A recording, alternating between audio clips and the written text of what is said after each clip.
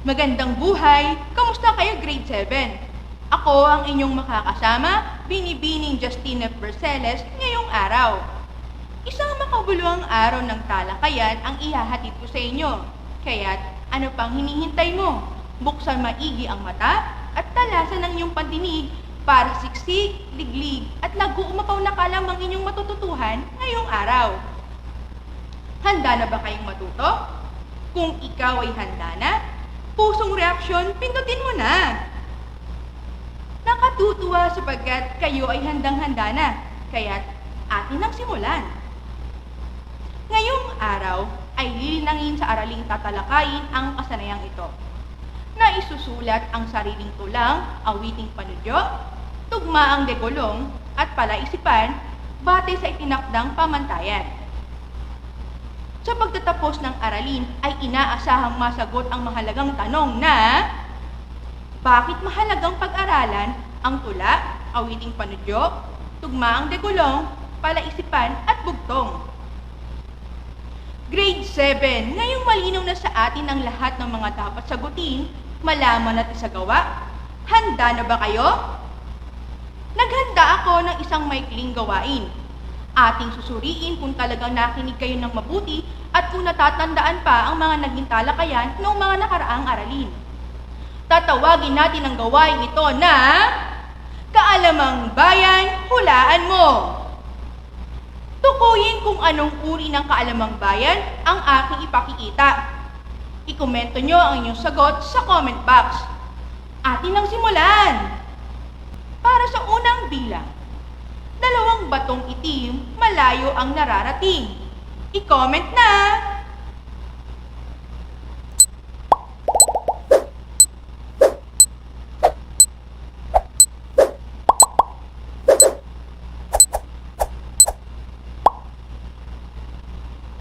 Mahusay! Ito ay halimbawa ng bugtong. Para sa ikalawang bilang, anong meron sa aso na meron din sa pusa, na wala sa ibon? Ngunit meron sa manok na 2 sa buwaya at kabayo na 3 naman sa palaka. Ano namang uri ng kaalamang bayan ito? I-comment na!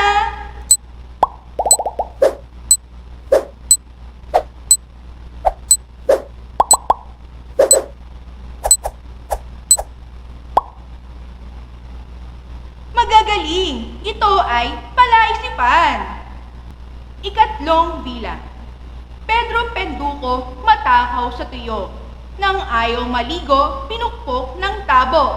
Ano naman kaya ito? Ibahagi na ang inyong sagot.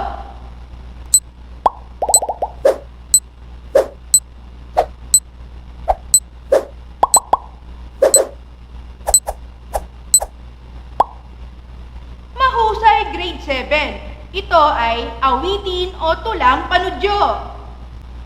Ika-4 na bilang. Sit-sit ay sa aso, katok ay sa pinto, sambitin ang para, sa tabi tayo'y hihinto. Ano kayang uri ng kaalamang bayan ito? I-comment na!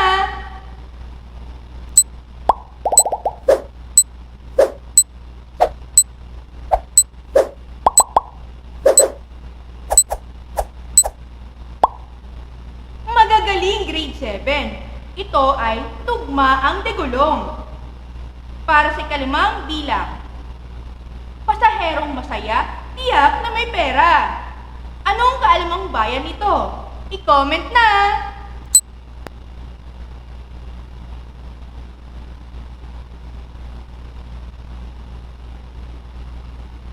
Napakahusay grade 7. Ang sagot ay tugmaang degolong. Magagaling grade 7. Batid kong nakinig at tumatak sa isip ninyo ang mga naganap na talakayan noong mga nakaraang aralin. Tandaan lamang muli grade 7 na ang mga kaalamang bayan tulad ng tugmaang degolong, tulang panudyo, bugtong at palaisipan ay bahagi ng pampanitikang Pilipino. Ang mga ito ay patuloy pa rin nating naririnig o nababasa araw-araw. Ito ay ginagamit upang magbigay aliw o magsilbing libangan sa mga tao, bata man o matanda. Ngayon naman ay pagtibayin natin ang inyong kaalaman sa pagsusuri ng halimbawang kaalamang bayan. Basahin at suriin ang pagkakabuo nito dahil may mga inihanda akong katanungan tungkol dito.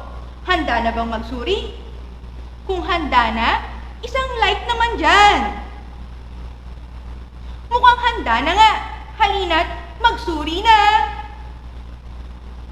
Narito ang kalamang bayan na inyong susuriin.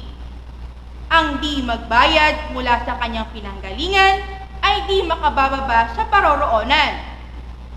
Si Maria Condende nagtinda sa gabi, nang hindi mabili, umupo sa tabi. Heto na ang magkapatid, nag-uunang pumanhik. Ano ang makikita mo sa gitna ng dagat? Batay sa inyong pag-aasuri, ito ba'y nagtataglay ng sukat at tugma?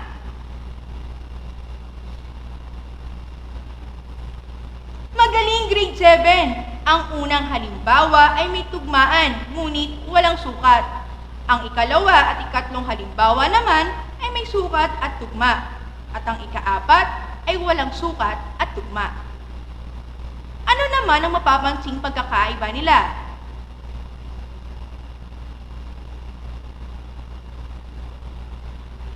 Ang una ay nasa anyong kasabihan o salawikain, ang ikalawa at ikatlo naman ay nasa anyong patula at ang ikaapat ay nasa anyong pangungusap. Ang bawat kaalamang bayan ba ay nagpapakita ng tugmaan?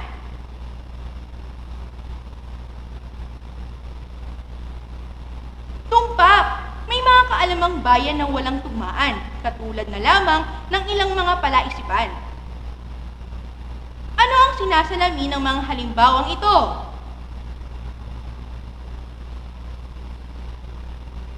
Magagaling! Ang pagkakaroon ng diwang Makata ay likas sa ating mga ninuno.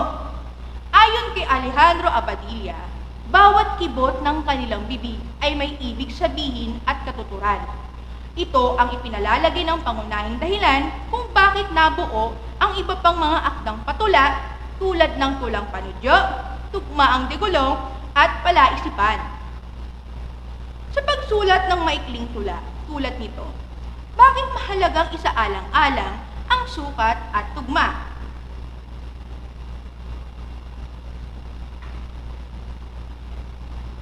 Nakabibilib ang inyong kahusayan sapagkat ang sukat at tugma ay nagpapaganda at nagiging dahilan ng pagiging malikhain ng isang kaalamang bayan.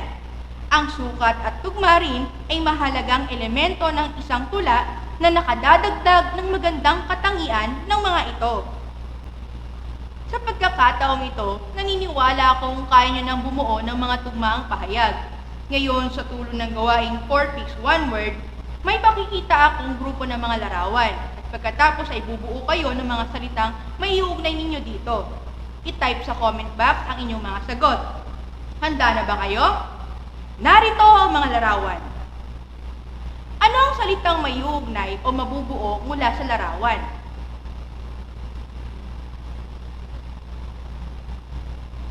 Mahuhusay mga anak, COVID-19. Ipinakikita sa mga larawan ang dapat gawin ngayong pandemya upang maiwasan ang kamatayang dulot nito kung susunod tayo sa protocol. Ngayon naman, mula sa gawaing ito, klase, ay susukatin ko ang mga natutuhan ninyo sa mga katangian ng kaalamang bayan, kung saan ay bubuo kayo ng tugmaang digulong na may uugnay sa mga larawan sa itaas ayon sa itinakdang pamantayan. Mga pamantayan, malinaw na sinasalamin ng tula ang katangian ng tugmaang digulong. Mahusay ang paggamit ng mga salita, binubuo ng 4 na linya at masining ang pagkakabuo ng bawat taludtod, naiuugnay ang mga ginamit na salita sa paksang ibinigay, nagpapakita ng malayang taludturan. Tandaan lamang grade 7, ang mga dapat isaalang-alang sa pagsulat ng mga kaalamang bayan. Dapat ay orihinalang paksang pipiliin sa paggawa ng tulang panudyo, tugmaang digulong at palaisipan. Hindi ito muling likha mula sa mga nauna ng halimbawa. Ito ay dapat na sumasalamin sa kulturang Pilipino. Kinakailangan na ang mga kayarian ng tulang panudyo ay may sukat at tugma. Mahalaga na ito ay nagtataglay ng mga manudyo, mang-insulto, mangutya, mang-uya o mangbuska. Pagbuo ng tugmaang digulong. Ito ay payak lamang at hindi formal na akda. Wala itong sinusunod na tugma o bilang. Ito ay dapat kadalasang nakatutuwa at nakabatay sa katangian ng mga driver, uri ng mga pasahero o sitwasyon sa araw-araw na biyahe. Ito ay maaaring nasa anyo ng kasabihan, salawikain o kwento. Sa pagsulat ng palaisipan, ito ay dapat na sumusubok sa kaisipan o katalinuhan ng isang tao. Mula sa pira-pirasong detalye ng iyong binuo, inaasahang malulutas ito sa pamamagitan ng pagsasama-sama nito sa lohikal na paraan upang makamit ang solusyon. Wala namang sinusunod na bilang na salita, ngunit kadalasan ay may tugma ang pagsulat ng buktong. Ang sagot dito ay dapat na inilalarawan sa pangusap o tanong. Dapat na ang pangungusap o tanong na bubuuin ay nagpapahayag ng doble o nakatagong kahulugan na kailangan lutasin. Alam kong handa na kayong bumuo. Kayo'y binibigyan ng ilang minuto upang makabuo ng tugmaang digulong. I-type lamang ito sa comment box kung kayo ay tapos na. Kaya, atin ang simulan.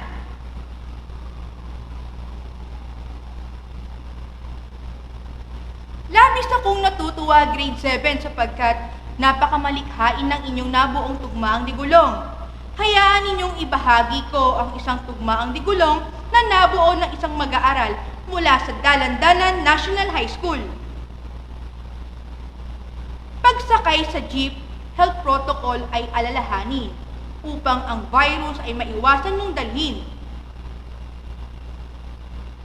Pagbati sa inyo grade 7 sa inyong aktibong pakikilahok. Sa puntong ito, alam kong malinaw na sa inyo ang ginawa nating pagtalakay mula sa pagbabalik-aral sa mga kaalamang bayan, mga katangiang taglay ng mga kaalamang bayan, at mga dapat isaalang-alang sa pagsulat ng mga kaalamang bayan.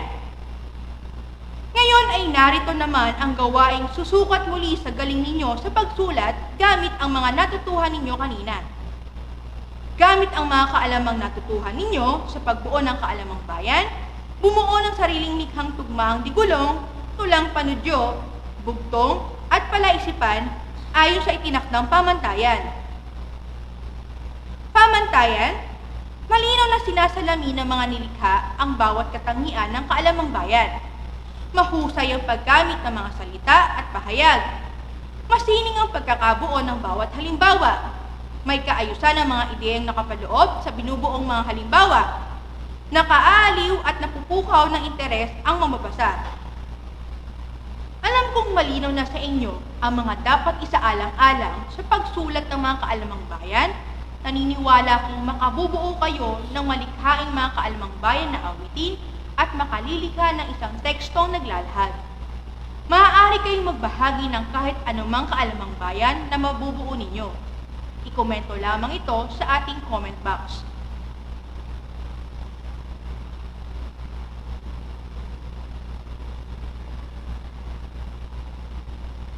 Sa puntong ito, grade 7, ibabahagi ko ang isa sa aking nabasang kaalamang bayan. Ito ay mula sa isang mag-aaral sa Arcong Bato National High School at ang kanyang nabuo ay isang bugtong. Tao ay isinusuplong, walang salay kinukulong. Ang tamang sagot ay quarantine. Suriin natin grade 7 kung nasunod niya ang pamantayan. Malinaw ba na sinasalamin ang nilikha ng katangian ng kaalamang bayan? Tama! Ito ay bugtong at sa kanyang nilikha, ito ay may sukat at tugma. Mahusay ba ang paggamit ng mga salita at pahayag? Check! Mahusay ang paggamit niya ng mga salita. Masining ba ang pagkakabuo ng mga halimbawa? Muli, tama!